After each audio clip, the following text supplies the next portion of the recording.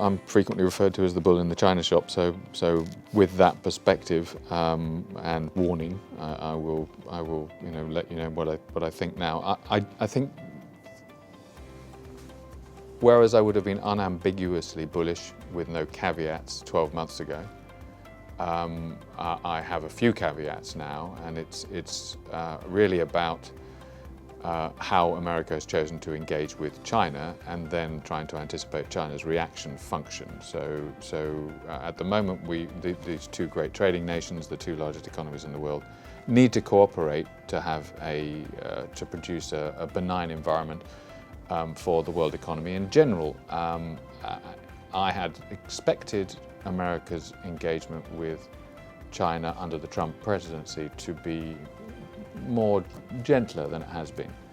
I had thought it might be more theatre than reality in terms of the hostility that had been evident before we got to the point where clearly the heat was turned up to a very different degree. Now I believe I was mistaken in that assessment, that it is clearly a profoundly ideological journey that this administration's on.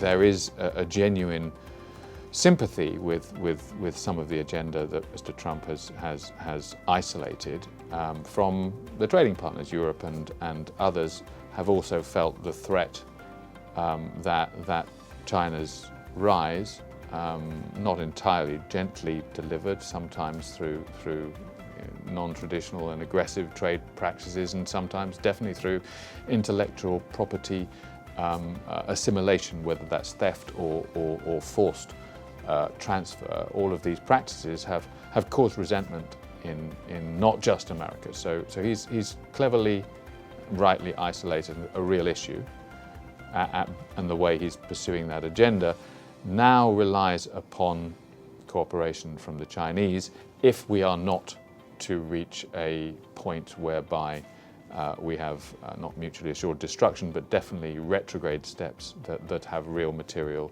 economic impacts.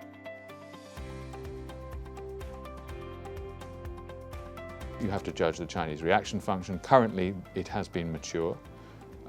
They have recognized that their rise to the second largest economy in the world from a minnow on the global stage in 20 years presents issues. They no longer deserve to trade on terms that were associated with an emerging economy, and they are willing to give up some of the advantages that they have acquired.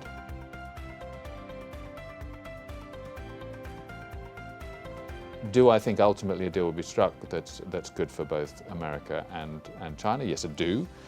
Do I think China has actually quite a strong hand in the negotiation? Yes, I think they do.